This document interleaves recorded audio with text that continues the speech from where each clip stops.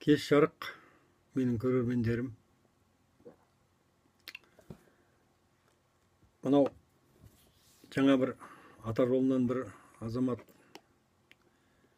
сұрақ қойды да маған. Сегіз қырлы, бір сырлы деген қазақтың сөзін қалай түсінуге болады деп. Енді орынды қойған сұраққа орынды жауап беру керек. Бұл енді біздің қазақта айттым ғой, өзі ежелден біздің рухани дүниеміз, біліміміздің барлығы анау еврейлердің ата-бабаларының заманымен ұштас келеді. Арабың ол бәрі бертін. Сондықтан мысалы үшін адам деген сөзді бәрін енді оның бәрін айтып жатырмын ғой деп. Ендігі жерде менің сендерге айтайын дегенім мына мәселе. Жаңағы сегіз қырлы бір сырлы деген сөз қазаққа қайдан шығып жүр деген мәселе. Негізі барлық адамзаттың разработкасы официально өзі жаңағы кімге келеді ғой? Ашылғаны ең бірінші Мұса пайғамбарға ашылған. Сол Египет маңайы, ол жаңағы ол кезде ол жеке мемлекеттерге бөлінбеген. Сол бәрі сол Израиль бәрі сол да тұста шоғырланған ғой. Египет пирамидасына қарасаңыздар, ол да сегіз қырлы. Тайна Мысыр, тайна египетская пирамида деген секілді әлі ашылған жоқ, білесіздер ғой. Сол адамзаттың эволюциясының, адамзаттың жаңағындай программасының жер бетіне жаңағы осы материалды әлемге түскендегі барлығының разработкасы сол кезде дайындалған. Сондықтан дағы жаңағы мынау пирамиданың өзі болмысы жаңағындай, оның ішіндегі тайнасының барлығы сол именно сол жаңағы адамзаттың болмысына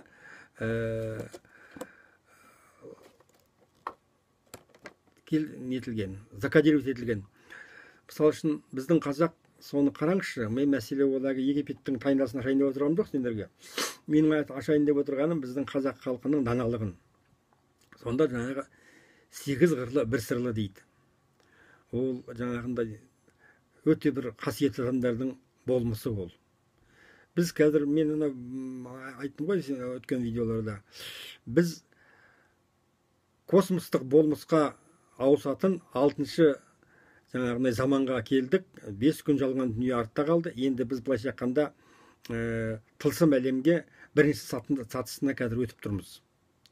Сондықтан дағы жаңағы адамзатты кісілік қалпынан адам бол деген сөзге тағы орамыз. Адамдық болмысына келтіруде сол жаңағы адамдық болмыстың ең шегі сол сегіз қыры болуы. Ал сыры тікелей жаңағы тылсым дүние, өзінің құдайымен сырласу, ол былайша айтқанда жаңағындай эволюциялық дамыған адамның ол міндетті түрде ішінде болады. Қандай техногенный, қандай гибергенный обстоятельства болса да. Сондықтан дағы сегіз қырлы бір сырлы деп біздің қазақ жаңағы адамның ең кемелдігін, болмысындағы ең шығатын шыңын айтады да, мысалы үшін. Ал енді адам болудың тәрбиенің түгелі біздің халықтан қанына сіңген, санасында толық орын алған. Сондықтан да жаңағы Алланың бізге тәңір болып өзін таныстырып, тәңір болып келуі де, біздің қазақта 40-тың бір қыдыр болуы да бәрі осының несінде меңзейді.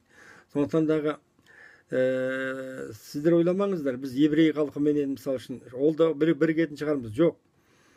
Еврей халқыменен Алланың өзінің жеке пәтуасы бар, шарты бар. Олар орындамады, оны өздері біледі. Ал біз былайша айтқанда негізінен халық қаратамыз андай, қалай деуші еді, язычники, мысалы үшін Божий народ дейді, Құдай халық бардағы, қалғандарының барлығын басқа халықтар дейді. Біз сол басқа халықтардың көшбасшысымыз. Сондықтан дағы қазақ айналайын, сол ата-бабаның даналық сөздерінің сырына үңіле біл, оның бәрін пайдалана бір. Қазіргі уақытта аталық өздерінің болмыстарынан, өздерінің аналық тілдерінен айырылып қалып таза тұңғиыққа кетіп қалып жүрмеңдер. Ешқайдан даналық іздеп, ешқайдан жаңағындай бір сыр іздеп керегі жоқ. Барлық сыр сол ата бабаңның әдет ғұрпында, салт дәстүрінде, оның даналық сөздерінде. Ешқандай кітап қалдырмады деп айтатын болса, мысалы үшін, жоқ, біздің кітабымыз да біздің жаңағы жүрегімізде сақтаулы. Біздің ол өзі жүректегі кітаптың даналықтың сөздері біздің ауызға, тілге оралып тұрады өзі. Біз тікелей Тәңірдің басқаруындамыз. Сондықтан да мына тәуелсіздік күнінде мен сіздердің бір мерейлеріңізді асырып, әрқайсың сол 8 қырлы бір сырлы болыңдар. 8 қырларың сыртынан көрініп тұрсын, ал бірақ ішкі дүниеде бір сырларың жасырын болсын. Ол сырды тек қана жаңағы Тәңірің білетін болсын. Міне сонда сендер ешқандай жау алмайды, сонда сендерді қандай да қиыншылықтан мың болып мың түрілдім деп атасыңдар ғой, соның барлығының жауабы да міне осында. Сондықтан дағы қайталап айтам, мынау Египет пирамидасының өзінше барып жатыр, сырын ашып жатыр деп даурықпай қойыңдар. Мен сендерге осы қазақтың өнерінің, қазақтың әрбір киген киімінің, айтқан сөзінің, жүріс тұрысының барлығының сырын ашып берсем, сол египетский пирамиданың тайнасынан артық болмаса кем болмайды. Сондықтан дағы әрқайсың бір жүрген Египет пирамидасындай болыңдар. Айналайын қазағымның түлектері, жастары, ел жұрт аман болсын. Шығар биігіміз берік болсын. Былай айтады ғой, пирамиданың ұшында шыққан кезіңде көктен басқа ешқайда жол жоқ деп, өйткені жан-жағының барлығы төмен кетесің.